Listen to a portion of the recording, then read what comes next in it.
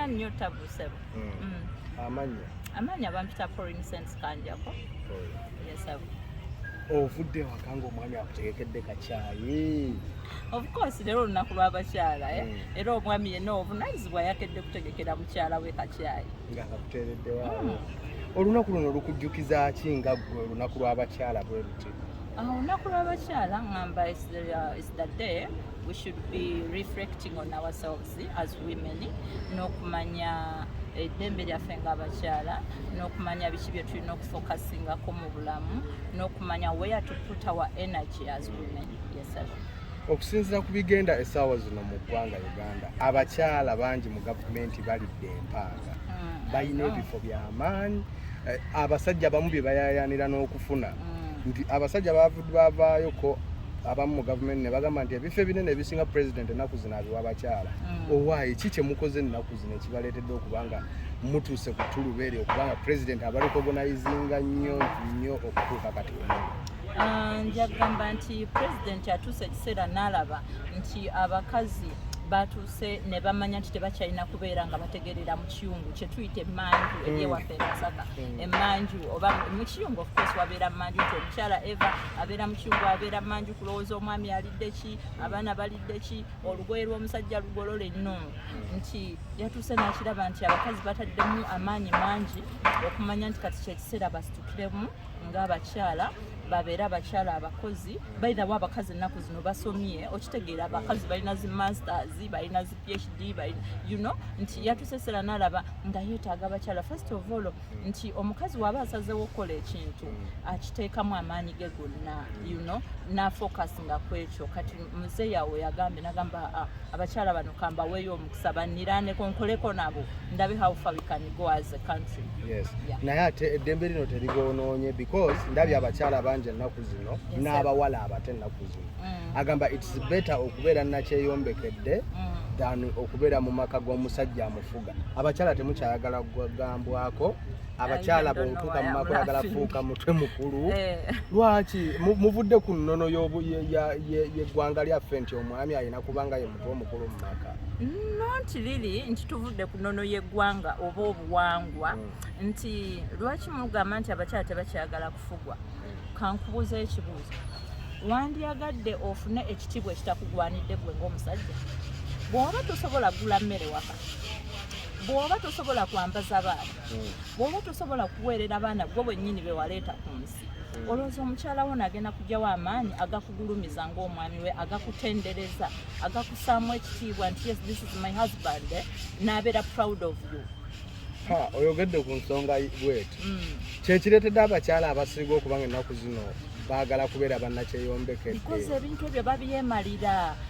Guno omulembe gwe tuliko bakyala be basajja waako. Obadde okimanyi osanga omukazi nga yawerera abaana be, osanga omukyala nga yasasula ennyumba waasula, abantu abakyali mizigo yasasula ennyumba waasula, yamanya nti abaana banaalidde ki, naye nga baneiba mulaba omusajja akeera kufuluma but omusajja yaliwo nga kifaananyi. N'ekifaananyi kikyemusiza eri eggwanga okusanga omuwala omuto nga ayagala lisajja lya myaka 7 olw'okuba liyina ssente n'ava ku muvubuka ow'emyaka gyo olw'okuba nti talinamu ssente nyingi.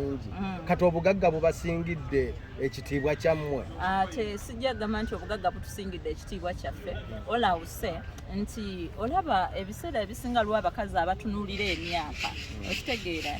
Let me give you an example of me. Olowooza nyina emyaka emeka wontunuulira mbalirira ogiri? Oyinza okuba mu 20 something. I'm not 20 something. I'm 30 years. Okitegedde? So kati nze at my age sisobola kudatinga musajja alina myaka 3. Why? Kubanga tugenda kulowooza kyekimu. You're not yet matured.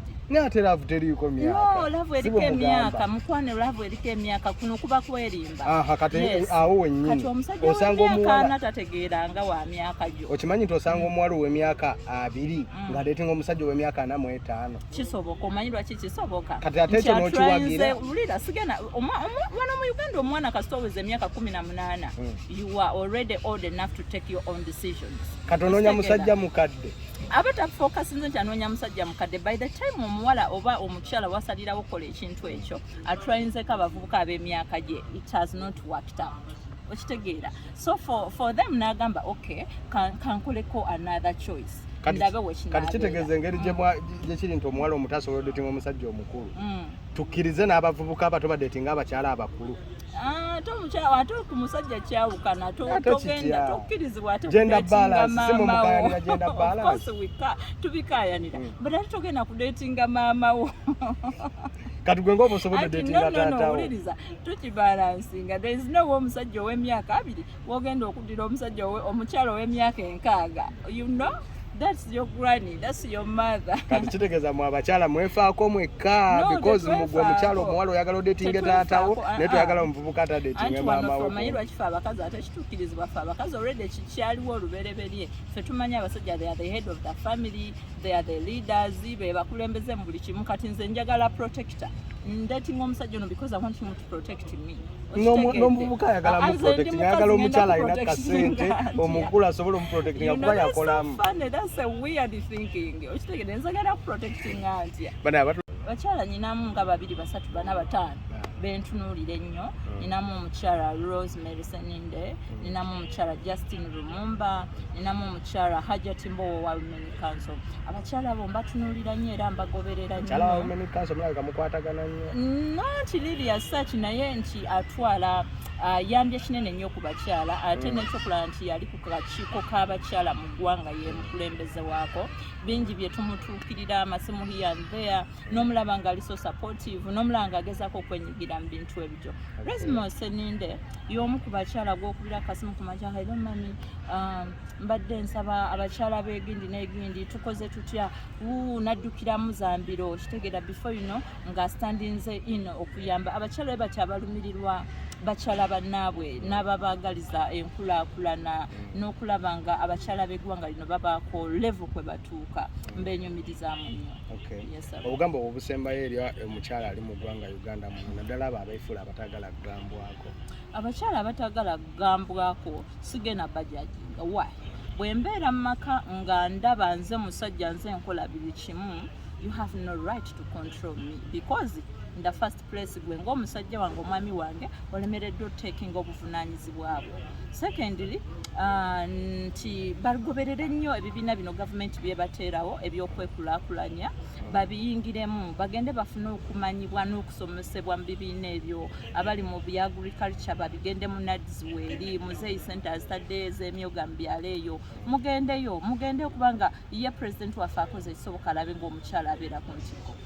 Yasaba ndi influencer, ndi counselor w'abakyala, ndi omu ku bakozi mu bibiina ebirwanirira eddembe ly'abakyala.